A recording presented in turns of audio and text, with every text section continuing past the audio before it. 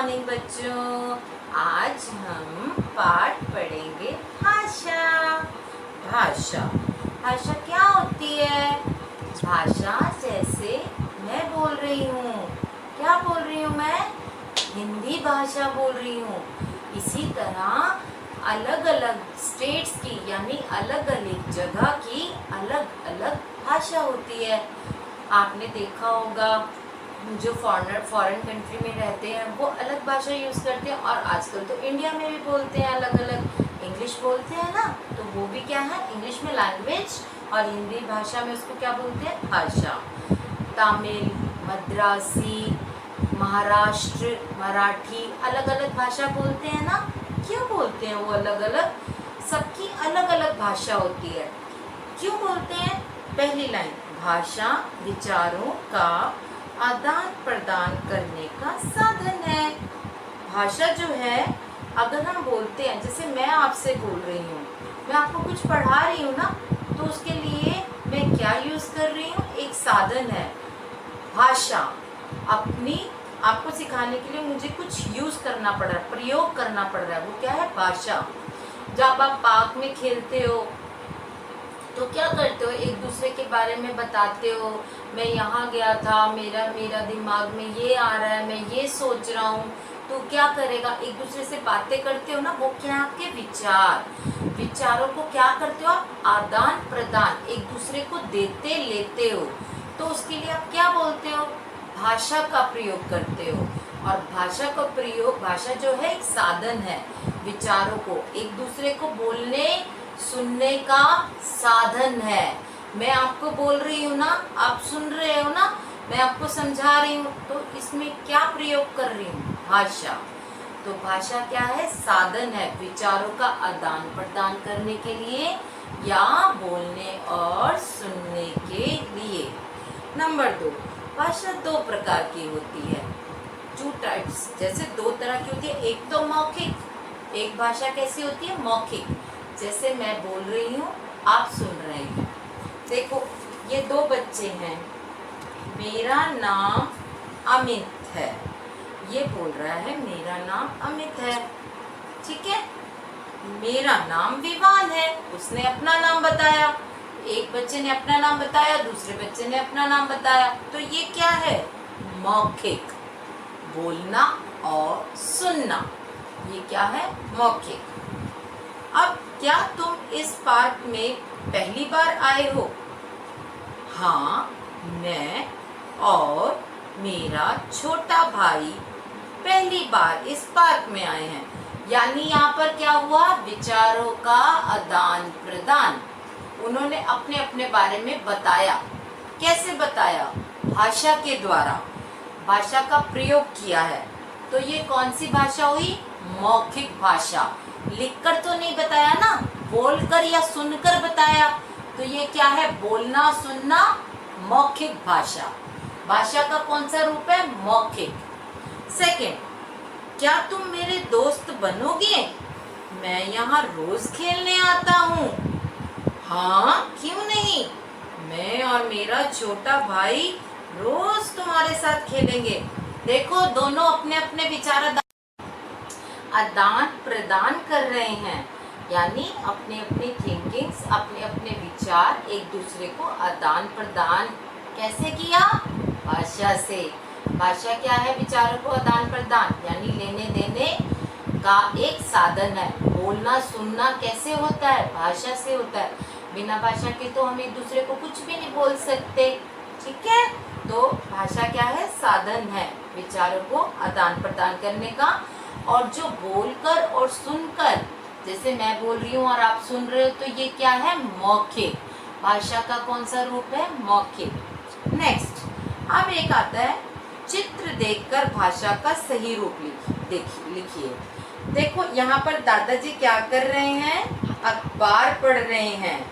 तो वो कैसे पढ़ रहे हैं? तो इसको क्या बोलेंगे? यहाँ बोलने सुनने की प्रक्रिया तो नहीं है, यहाँ वो लिखा हुआ पढ़ रहे हैं। जब कोई हम लिखी हुई चीज पढ़ते हैं तो वो कौन सा भाषा का रूप होता है? लिखित। हमेशा ध्यान रखना, बोलना सुनना इज मौखिक, और जो लिखा हुआ पढ़ रहे हैं वो क्या है? लिखित। नेक्स्ट, अब ये देखो, यहाँ पर एक बच्चा दूसरे बच्चे से क्या कह रहा है, कुछ बोल सुन रहे हैं दोनों, तो क्या है, मौखिक। आगे गाना गाना, सिंगिंग करना, गाना गाते हैं ना, तो ये क्या है, मौखिक। और लिख रही हूँ मैं, ये लिख रही हूँ मैं, इसको क्या बोलेंगे, लिखित। कौन सी भाषा का रूप है, लिखित। ओके, नेक्स्ट, गाना सुनना कौन सा है, बोलना, सुनना। ये कान में लगा रखा है बच्चे ने, क्या है, सुनकर। और ये क्या हो रहा है, ये बच्चा पढ़ रहा है, देखो पढ़कर टिक लगाओ। ये बच्चा क्या कर रहा है, देखो लिख रहा है, तो यहाँ लिखने पे टिक लगाओ। अब हम आते हैं मूल्यांकन पे। वर्ण भाषा की कैसी इकाई है, कैसी इकाई है, सबसे छोटी। वर्ण कितने प्रकार के होते हैं, 2। मुख से निकलने वाली छोटी से छोटी ध्वनि क्या कहलाती है, वर्ण। स्वरों की संख्या कितनी होती है बच्चे, हमने आपको अ से अह तक सिखाया था। जब आप यूकेजी से पढ़ के आते हो तो उसमें स्वर कितने, हम पूरे अ से अह तक 13 बताते हैं और स्वर 13 हैं। लेकिन जब हम इसमें अंग और अह, जब हम बड़ी क्लास में जाएंगे तो ये अनुस्वार होता है और एक होता है अनुनासिक। क्यों, क्योंकि ये नाक और गले दोनों का प्रयोग किया जाता है, लेकिन ये बड़े लेवल की चीज़ है। बड़े लेवल में आप 3rd 4th में सीखोगे, अभी आप छोटे हो ना, इसलिए आपको पूरे स्वर कितने काउंट करोगे, 13। जब आप 3rd 4th में लेवल, आपको अनुस्वार और अनुनासिक का समझ में आएगा कि अनुस्वार क्या होता है, अनुनासिक क्या होता है, तब आप 11 पढ़ोगे। क्योंकि अभी आप स्वर कहाँ से सीख रहे हो, उच्चारण से, पढ़कर, अभ्यास से। तो स्वर जो आप पढ़ के आए हो यूकेजी में, पूरे अ से अ तक 13 है। ओके, नेक्स्ट, व्यंजन की संख्या 33। वर्णों के सार्थक समूह को सारे वर्ण मिलकर क्या बनाते हैं, शब्द। व्यंजन किसकी सहायता से बोले जाते हैं, स्वरों की सहायता से। भाई क ए क स्वर लगते हैं तभी तो व्यंजन बोलते हैं। चलो, संयुक्त व्यंजन 4 प्रकार के होते हैं। हिंदी वर्णमाला में, जब पहली वर्णमाला वाली वीडियो उसमें मैंने समझाया था, हिंदी वर्णमाला में वर्ण होते हैं 44। आ के बाद कौन सा स्वर आता है, ई। नेक्स्ट, इसमें से 11 और 12 आपको नहीं करने हैं, वो ओमिटेड हैं, 13 करना है। भाषा विचारों को एक दूसरे तक पहुंचाने का क्या है, अभी बताया था, साधन। भाषा के कितने रूप होते हैं, 2। अभी बताया था ना, मौखिक और लिखित। बोलना, सुनना क्या है, मौखिक, अभी बताया था आपको। पत्र भाषा का, पत्र कैसे लिखते हैं, लिखते हैं ना, तब किसी को पोस्ट करते हैं ना, तो लिखित रूप है। भाषा का पत्र क्या हुआ, लिखित रूप। नेक्स्ट, अय की मात्रा, आपको इसमें मात्रा है, खुद ढूंढनी है, बहुत बार सिखाई है। इसमें से किस स्वर की मात्रा नहीं होती, अ की। 19 को काटना होगा, ये आपके बड़े लेवल का है। सही मात्रा वाला शब्द कौन सा है, नीचे, बकरी, पुस्तक, साबुन। अब आप बताओ सही मात्रा वाला शब्द कौन सा है, पुस्तक। अब हम नेक्स्ट छोड़ देंगे, 22, 23 पे आ गए। र, व्यंजन में छोटे ऊ की मात्रा बड़े, रू और रू आपको सिखाई थी ना, ये आप खुद से करोगे, ऊपर, नीचे, बीच में। कहाँ लगती है मात्रा र में, बीच में, बताया था आपको। निम्नलिखित में से व्यंजन है, आ, ई, च, री, बाकी सब स्वर है, सिर्फ च व्यंजन है। निम्नलिखित में से व्यंजन नहीं है, त, म, अ, य। ए क्या है, स्वर, बाकी सब व्यंजन है। संयुक्त व्यंजन कौन सा इसमें से, त्र, क, य, त्र, फ। त्र क्या है, संयुक्त व्यंजन, बताया था। ग्रह शब्द में कौन सी मात्रा आती है, री की। ओके, री के शब्द सिखाए थे आपको। आई की मात्रा वाला शब्द कौन सा है, जिसमें 2 मात्राएं लगती है, महिला। वर्णों के सार्थक मेल से बनता है, क्या बनता है, भाषा, वर्ण, वर्णमाला, शब्द। शब्द बनता है, सब वर्णों को जोड़कर हम क्या बनाते हैं? शब्द। 30 को काट दो, नहीं करना। वर्णों की नहीं कर सकते हो। टमाटर बनेगा। टमाटर वर्णों की सहायता से सार्थक शब्द बनाओ, यानी जोड़कर सही शब्द बनाओ तो टमाटर बनेगा। ओके। नेक्स्ट 31, घास गाय है खाती। इसको सही करके सेंटेंस बनाना है, वाक्य सही बनाओ। गाय घास खाती है। नेक्स्ट, शब्दों के सार्थक समूह को क्या कहते हैं? सारे शब्द जब मिलते हैं, जैसे बोलते गाय घास खाती है, जैसे घास खाती है गाय, ये गलत शब्दों का समूह है, तो इसको हम सार्थक रूप बनाएंगे, यानी सही बनाएंगे।